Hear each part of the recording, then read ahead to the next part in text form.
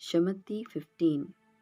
What is other gods in the work I heard on a 24 August 3, 1945.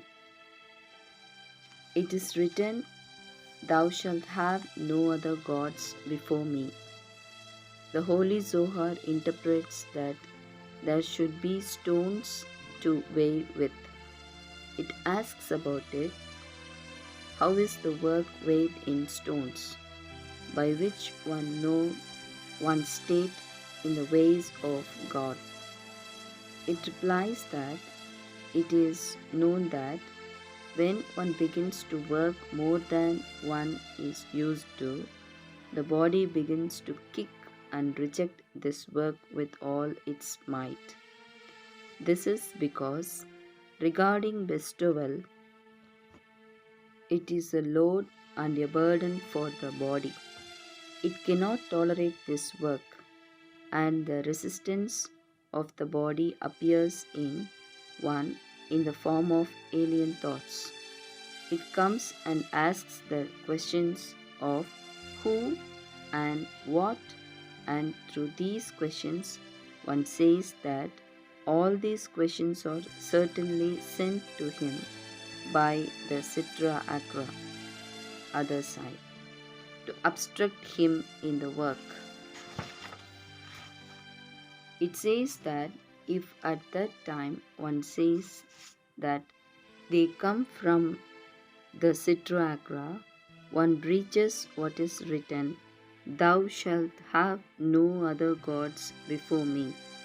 The reason is that one should believe that it comes to him from the holy Shekinah, since there is none else besides him. Instead, the holy Shekinah shows one his true state, how one is walking in the ways of God.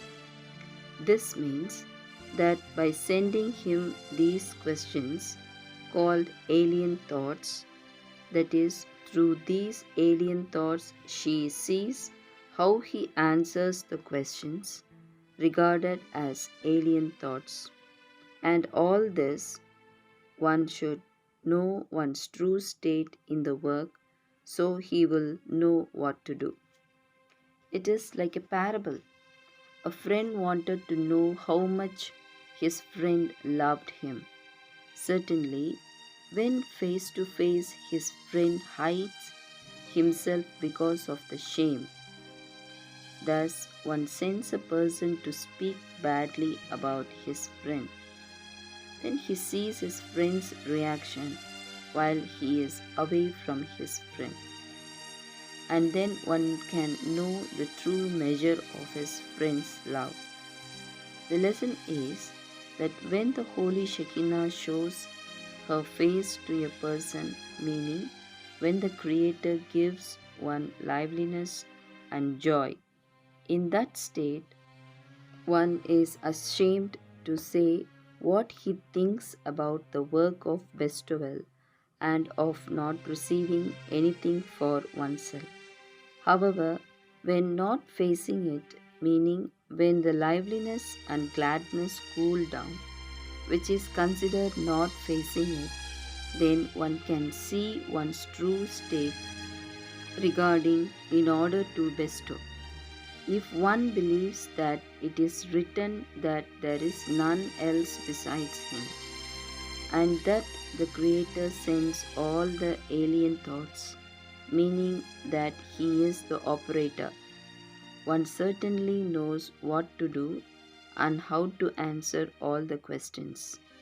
It seems as though she sends him messengers to see how he speaks slander of her, of his kingdom of heaven, and this is how we can interpret the above matter. One can understand that everything comes from the Creator.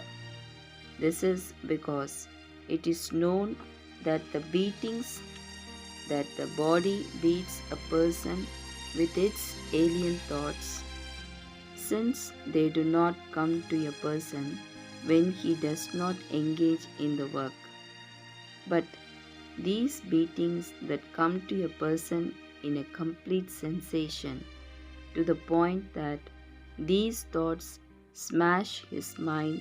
They come specifically after proceeding Torah and work more than the usual. This is called stones to weigh with. It means that these stones fall in one's mind when one wants to understand these questions. Afterwards, when one goes to weigh the purpose of one's work, if it is really worthwhile to work in order to bestow, work with all his might and soul, and that all his desires will be only to hope that what there is to acquire in this world is only in the purpose of his work to bring contentment to his Maker and not in any corporeal matter. At that time, there begins a bitter argument, since one sees that there are arguments both ways. The writings warn about that, "Thou shalt have no other gods before me." Do not say that another God gave you the stone to weigh your work with, but before me. Instead, one should know that this is considered before me.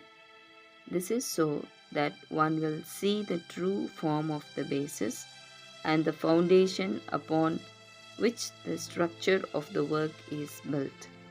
The heaviness in the work is primarily because there are two texts that deny one another. On the one hand, one should try that all his work will be to reach their good addition with the Creator, that all his desire will be only to bestow contentment to his Maker and not at all to himself. On the other hand, we see that this is not the primary goal, since the purpose of creation was not that the creatures would give to the Creator, since he has no deficiency in him, that the creatures will give him anything. On the contrary, the purpose of creation was due to his desire to do good to his creatures, meaning that the creatures would receive delight and pleasure from him. These two matters contradict one another from one end to the other. On the one hand, one should bestow, and on the other hand, one should receive. In other words, there is the discernment of the correction of creation, being to achieve their good, discerned as equivalence of form, being that all his actions will be only to bestow. Afterwards, it is possible to achieve the purpose of creation, which is to receive delight and pleasure from the Creator. Hence, when one has accustomed oneself to walk in ways of bestowal, one has no vessels of reception anyhow. When one walks in ways of reception, he has no vessel of bestowal. Thus, through the stones to weigh with, one acquires both. This is because after the negotiation he had during the work, when he overcomes and assumes the burden of the kingdom of heaven in the form of bestowal in mind and heart, it causes that when one is about to draw the sublime abundance, since he already has a solid foundation, that everything should be in the form of bestowal. Hence, even when one receives some lunations, one already receives in order to bestow. This is because the whole foundation of his work is built solely on bestowal. This considered that he receives in order to bestow. Shamati 15. What is other gods in the work? I heard on a 24 August 3, 1945.